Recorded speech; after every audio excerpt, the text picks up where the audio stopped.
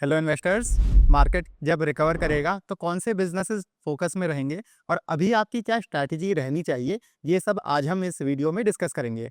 तो देखिए, पिछले 1.5 साल से मार्केट कोई ना कोई नेगेटिव इवेंट फेस करता आया है। एफआईआई सेल ऑफ से लेकर ट्रम्प के टैरिफ्स और अब ईरान इजराइल और यूएस की वॉर। वैसे तो अब कई इन्वेस्टर्स का पेशेंस भी खत्म हो रहा होगा, लेकिन आपको वो ऑप्टिमिस्ट या आशावादी इन्वेस्टर का माइंडसेट लेकर चलना पड़ेगा कि पता नहीं कब लेकिन इवेंचुअली चीजें अच्छी हो जाएंगी, वरना आप इतने लंबे पीरियड का बेयर मार्केट सरवाइव नहीं कर पाओगे। पर जब भी मार्केट ऊपर जाएगा, जरूरी नहीं कि आपका पोर्टफोलियो भी ऊपर जाए, इसकी कोई गारंटी नहीं है, क्योंकि हर नया बुल मार्केट नए विनर्स लेकर आता है। और अगर आप पिछले बुल रन के करेक्टेड स्टॉक्स लेकर बैठे हुए हो, उदाहरण के लिए रेलवेज, ईपीसी या ईएमएस बिजनेसेस, जहां पर फंडामेंटल्स और ग्रोथ अपॉर्चुनिटीज पहले से खराब हैं, तो आप वही सेम पुरानी परफॉर्मेंस की उम्मीद नहीं रख सकते हो। इसलिए ये एक बहुत अच्छा समय है अपना पोर्टफोलियो रीबैलेंस करने का। बिजनेसेस क्योंकि सारे ही करेक्ट हुए हैं, अच्छे और बुरे दोनों डिस्काउंट पर मिल रहे हैं। ऐसे में यही समय है बेकार बिजनेसेस से पैसा निकाल कर अच्छे बिजनेसेस पर फोकस करने का, क्योंकि यहाँ से जब मार्केट रिकवर करेगा, इंस्टीट्यूशनल मनी आएगा वापस, तो ट्रेंड भी वही सेक्टर्स के स्टॉक्स करेंगे जहां ग्रोथ अपॉर्चुनिटीज और फंडामेंटल्स अच्छे रहेंगे। तो आज के वीडियो में हम पोर्टफोलियो रीबैलेंसिंग पर बात करेंगे कि ये रीबैलेंसिंग होती क्या है और आप कैसे रीबैलेंसिंग करके इस करेक्शन का पूरा फायदा उठा सकते हो। तो चलिए फिर फटाफट से शुरू करते हैं। जब भी हमें मार्केट में इतना हैवी करेक्शन देखने को मिलता है, तो पहली टेंडेंसी डिप बाय करने की रहती है या एवरेज करने की रहती है। पर जो पिछले 1.5 साल से लगातार मार्केट गिरता आया है और लोग खरीदते भी आए हैं, तो शायद ही किसी के पास बल्क में फ्री फंड्स बचे होंगे। अगर आपके पास आइडल फंड्स हैं तो बहुत अच्छी बात है, आपको कई क्वालिटी बिजनेस मॉडल्स बहुत कम वैल्यूएशंस पर ट्रेड करते मिलेंगे। पर अगर आपके पास और कैश नहीं है, तो भी आपको इस करेक्शन का फायदा मिल सकता है, क्योंकि आप देखोगे जब भी मार्केट क्रैश करता है तो 3 कैटेगरीज के बिजनेसेस सामने आते हैं। सबसे पहले वो बिजनेसेस होते हैं जिनमें कुछ सीरियस दिक्कत है, जैसे आप वाटर मैनेजमेंट स्टॉक्स को ले लो, रेलवेज, आईटी वगैरह स्टॉक्स हो गए। दूसरा फिर वो अच्छे स्टॉक्स हैं जो टेम्पररी प्रॉब्लम की वजह से करेक्ट हुए हैं। अब इसमें पराग मिल्क जैसे बिजनेसेस आ जाएंगे जो दूध के दाम बढ़ने की वजह से डाउन ट्रेंड में हैं, और वो भी स्टॉक्स रहेंगे जो वॉर की वजह से करेक्ट हुए हैं। इनका या तो मिडिल ईस्ट में एक्सपोजर होगा कि वहां से उनका बिजनेस आता है, या एक्सपोर्ट ओरिएंटेड बिजनेसेस हैं जिस वजह से वो इम्पैक्ट हुए हैं, जैसे कि मान लो आप फ्लाइट कैंसिलेशन या शिपिंग फ्रेट के बढ़ने की वजह से इम्पैक्ट हुए हैं। तीसरी कैटेगरी में आप उन बिजनेसेस को डाल सकते हो जो स्ट्रक्चरली बहुत अच्छे हैं पर ब्रॉडर करेक्शन की वजह से करेक्ट हुए हैं। यहाँ अगर आप नॉर्मली सोचोगे, तो किसी निवेशक को पहले कैटेगरी वाले स्टॉक से पैसा निकाल करके तीसरे कैटेगरी वाले अच्छे स्टॉक्स में डाल देना चाहिए। पर उल्टा एक साइकोलॉजिकल टेंडेंसी चलती है जिसको लॉस एवर्जन कहते हैं। अगर वो किसी बेकार स्टॉक को 40-50% लॉस में लेकर बैठे हुए हैं, वो डिनायल में रहते हैं। उनको लगता है वो टेम्पररी लॉस है, लॉन्ग टर्म में रिकवर कर जाएगा, और निवेशक उस लॉस को बुक करने से घबराते हैं। पर यहाँ एक चीज समझना बहुत जरूरी है कि अगर किसी बिजनेस में दिक्कत आ गई है, तो आपको वहां लॉस बुक करके आगे बढ़ जाना चाहिए। अगर आपने 100 रुपए निवेश किए थे मान लो, और 50% लॉस पर वो 50 रुपए हो गए हैं, तो यहाँ से आपको 100% रिटर्न कमाना पड़ेगा, तब आप अपना पैसा रिकवर कर पाओगे। लेकिन वो स्टॉक तो अभी दिक्कत में है ना, तो वो कैसे आपको 100% रिटर्न दे पाएगा, है ना? आप ये समझो। तो यहाँ पर जरूरी क्या है, 100% रिटर्न कमाना। अपना अमाउंट रिकवर करने से आपको मतलब होना चाहिए, चाहे वो कोई नया स्टॉक करके क्यों ना दे। पर लॉस एवर्जन टेंडेंसी में, करंट इन्वेस्टमेंट में लॉस बुक करने का पेन किसी दूसरे स्टॉक में, नए स्टॉक में गेन के ख्याल से ज्यादा पेन देता है। ये लॉस एवर्जन कि वो लॉस को बुक कर लें, तो वो टेंडेंसी आपको एकदम अवॉइड करनी है। अब हम वापस से फर्स्ट कैटेगरी स्टॉक्स की बात करते हैं, जहां असल में काफी दिक्कतें चल रही हैं। लेकिन ध्यान रहे, ये बिल्कुल भी बाय सेल कॉल्स नहीं है, हम बस बिजनेसेस में चल रही दिक्कतों पर डिस्कशन कर रहे हैं। तो यहाँ आपके सबसे पहले solar pump stocks, Oswal pumps और शक्ति पंप्स आ जाते हैं। पिछले 1 साल में कई सारे छोटे स्टेट लेवल पर बिजनेसेस सोलर पंप सेक्टर में एंटर कर चुके हैं। इनके आने से कंपटीशन बढ़ा है, ये आके टेंडर्स में सस्ते बिड्स दे रहे हैं, जिसके चलते कंपनीज के मार्जिन गिरे हैं। ऐसे ही ईएमएस में केन्स, डिक्सन या पीजीएल जैसे ईएमएस प्लेयर्स की बात करें, तो इनके रिजल्ट्स काफ़ी डिसअपॉइंटिंग आए हैं, जो इनके वैल्यूएशंस को बिल्कुल भी जस्टिफाई नहीं करते हैं। एसी मैन्युफैक्चरर्स के साथ तो ऐसी प्रॉब्लम है कि अगर इस साल समर सीज़न अच्छा भी जाता है, तब भी शायद ये ट्रेंड ना करें, क्योंकि डीलर लेवल पर ये बहुत सारी इन्वेंट्री अनसोल्ड एसीज़ की पड़ी हुई है। दूसरी तरफ वाटर मैनेजमेंट बिज़नेसेस के साथ क्या हुआ था कि इन्होंने काम तो करके दे दिया, पर सरकार की तरफ से समय पर पेमेंट्स ही नहीं प्रोसेस हो रहे हैं, तो वहाँ पर वर्किंग कैपिटल इश्यूज़ हैं। अगर आपको यहाँ पर ऐसे केस में नए प्रोजेक्ट के लिए बिड भी करना है, तो इधर से आपके पास पैसे ही नहीं आए हैं।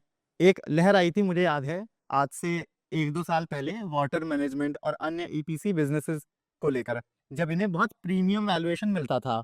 पर ओवर टाइम मार्केट को इस बिज़नेस मॉडल में ग्रोथ के साथ और स्कोप के साथ खामियां भी दिखने लगी हैं। वर्किंग कैपिटल इश्यूज रहते हैं या पेमेंट्स डिले हो जाती हैं। तो अब मे बी शायद मार्केट वो प्रीमियम वैल्यूएशन ना दे जो आज से 2-3 साल पहले इन बिजनेसेस को मिला करता था। अब बस मार्केट इन्हें बेसिक कॉन्ट्रैक्टर टाइप बिजनेसेस की तरह देख रहा है। बाकी आईटी स्टॉक्स पर तो हम ना जाने कितनी बार बोलते आए हैं अपने चैनल पर कि एआई के आने से इन कंपनियों की बिलिंग रिड्यूस होगी। जो काम आप पहले 5 इंजीनियर्स को बैठा कर करते थे, वो अब आप 1 इंजीनियर से करवा रहे हो। तो दूसरी तरफ आपका क्लाइंट भी आपको बोलेगा कि अगर आपकी कॉस्ट कम हुई है या सस्ती हुई है, तो आप मेरे से भी कम चार्ज करो। और एआई तो बस रीसेंट प्रॉब्लम है, उससे पहले भी इन स्टॉक्स में अर्निंग्स ग्रोथ रह नहीं गई थी। खैर, ग्रोथ वैसे आपके कई सारे रेलवे बिज़नेसेस में भी नहीं है। जो आपके इंफ्रास्ट्रक्चर प्रोवाइडर्स हैं, जैसे कि आरवीएनएल या इरकॉन हो गए या आईआरएफसी फाइनेंस के लिए हो गया, आईआरसीटीसी टिकटिंग के लिए है, वहाँ पर आप देखोगे कि ग्रोथ ना के बराबर है। और ऐसे ही जुपिटर वैगन से लेकर टीटागढ़ वगैरह को कोई बहुत नए ऑर्डर्स मिले नहीं हैं। तो ये सारे पुराने ऑर्डर्स ही एग्जीक्यूट कर रहे हैं। रेलवेज ने कवच थीम आपकी पिकअप कर रही थी और इसमें एचबीएल एक अच्छा बिजनेस निकल कर आ रहा था। पर एचबीएल के साथ क्या हुआ है कि एक टेंडर में इसका कॉम्पिटिटर ऑर्डर जीत ले गया है। अब एचबीएल की 1-2 साल तक शायद अर्निंग्स ना ग्रो करें, तो उस वजह से एचबीएल अब अच्छी अपॉर्चुनिटी नहीं रह गया है। ऑल्दो हम खुद पर्सनली एचबीएल को होल्ड करते थे, पर अब ये काफ़ी नेगेटिव डेवलपमेंट आया है, जिसकी वजह से अपॉर्चुनिटी नहीं रह गई है। और इसी वजह से ना स्टॉक्स को ट्रैक करना बहुत ज़रूरी है। बाय एंड फॉरगेट मार्केट में नहीं चलता है, बाय एंड ट्रैक होता है। आप उसी बिज़नेस में इन्वेस्टेड रहोगे ना, जो अच्छा कर रहा है। आप उस नाव में थोड़ी सवार रहोगे, जो आपको पता है धीरे-धीरे डूब रही है। इसलिए एक बार आपने कहीं निवेश कर दिया, तो बहुत ज़रूरी है कि आप उस बिज़नेस को ट्रैक करते रहो, क्लोज़ली मॉनिटर करते रहो कि हर क्वार्टरली रिज़ल्ट्स के साथ वो सही दिशा में जा रहा है या नहीं। पर दिक्कत आती है क्या रिटेल इन्वेस्टर्स के साथ, कि उनको पता ही नहीं है कि कैसे इतने सारे बिज़नेसेस को ट्रैक करें, उनके रिज़ल्ट्स स्टडी करें। इसलिए हमने सीरियस इन्वेस्टर्स के लिए एक पर्सनल व्हाट्सएप कम्युनिटी बनाई है, जहां हम 150 से ज़्यादा अच्छे-अच्छे बिज़नेसेस को आपके लिए क्लोज़ली ट्रैक करते हैं। उनके business model, valuation, risk factors, कैसे रिजल्ट्स आए हैं, सब पर डिटेल में डिस्कशन होता है। इसके अलावा हम समय-समय पर अलग-अलग सेक्टर्स पर वेबिनार्स और वर्कशॉप्स भी करते हैं, जो कम्युनिटी मेंबर्स के लिए एकदम फ्री होती हैं।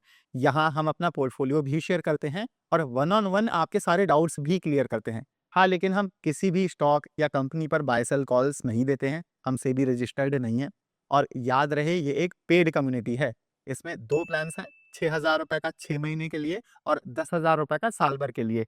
6 महीने वाले प्लान में आपका महीने का रेट ₹1000 पड़ेगा और साल भर वाले में आपको मंथली रेट बस ₹850 पड़ेगा। तो अगर आप इंटरेस्टेड हैं, आप इस नंबर पर व्हाट्सएप कर दीजिए, वरना आप नीचे दिए हुए लिंक से भी हमें कॉन्टैक्ट करके ये कम्युनिटी ज्वाइन कर सकते हैं। वापस से अपने डिस्कशन पर आते हैं, तो अब तक मोटा-माटम लेसन क्या है कि प्रॉब्लम कुछ भी हो, अगर आपका कोई पोर्टफोलियो स्टॉक खराब है, तो आपको लॉजिकली सोचना पड़ेगा कि मेरी जितनी भी कैपिटल बची हुई है, इसको मैं कैसे बेस्ट यूटिलाइज़ करूँ, ताकि लॉस रिकवर हो जाए।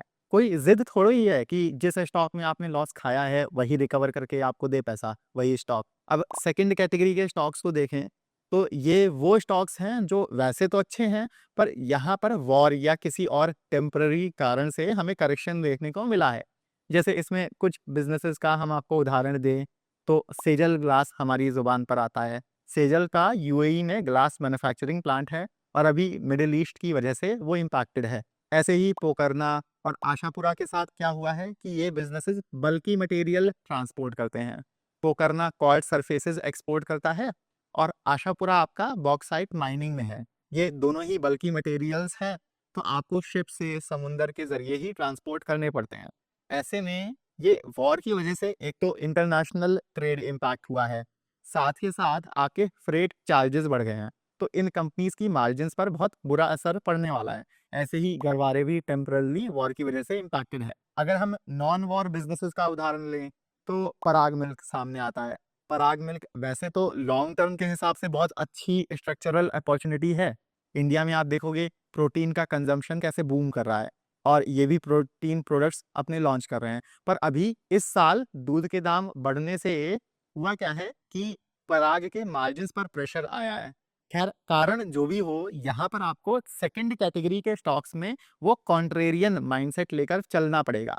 ये हमने पहले भी एक वीडियो में आपको समझाया था, जब यूएस ने टैरिफ्स लगाए थे, कि आप उन बिज़नेसेस को ढूँढो जिनकी बैलेंस शीट स्ट्रॉन्ग है, जिनके फंडामेंटल्स अच्छे हैं और बिज़नेस मॉडल भी अच्छा है। पर वो भी करेक्शन के चलते बहुत अच्छे वैल्यूएशंस पर ट्रेड कर रहे हैं। वो इस वॉर रिलेटेड अनसर्टेनिटी को पार कर ले जाएँगे। जितना भी लंबा ये वॉर खिंचती है, 2 महीने, 4 महीने, 6 महीने, पर वॉर खत्म होने पर ये बिज़नेसेस आपको काफ़ी अच्छा आपके लिए काफ़ी अच्छी वैल्यू क्रिएट करके दे सकते हैं, क्योंकि ये मोटेड बिज़नेसेस हैं या ये डिफरेंशिएटेड बिज़नेसेस हैं। और आखिरी में कैटेगरी 3 स्टॉक्स की बात करें, तो इसमें आपके वो स्टॉक्स रहेंगे जो वैसे तो बहुत ही स्टेबल बिज़नेस मॉडल्स हैं, जहाँ पर कुछ भी प्रॉब्लम्स नहीं है और जिनका शायद मिडल ईस्ट से दूर-दूर तक लेना-देना भी ना हो, पर वो भी अच्छा खासा करेक्ट हुए हैं। इनमें आपके यथार्थ हॉस्पिटल से लेकर विंटेज कॉफ़ी, जीना सीखो, sky gold, V two retail और कल्याण ज्वेलर्स जैसे बिज़नेसेस आ जाते हैं, जो अभी बहुत ही अच्छे वैल्यूएशन पर, बहुत ही अच्छे डिस्काउंट्स पर आपको ट्रेड करते मिलेंगे। इन बिज़नेसेस को तो हम कई बार अपने चैनल पर भी कवर करते आए हैं, तो वापस से इन पर बात करने का कोई मतलब नहीं है। पर अगर आप वैल्यूएशन वाइज़ देखोगे, तो यहाँ पर आपको बहुत अच्छी अपॉर्च्युनिटीज़ देखने को मिलेंगी। पर जब तक आप वो माइंडसेट नहीं ब्रेक कर पाओगे कि आपका पोर्टफोलियो स्टॉक खराब हो सकता है और वो मे बी आपको पैसा बनाकर ना दे या रिकवर करके ना दे, तब तक आप डिसीजन नहीं ले पाओगे।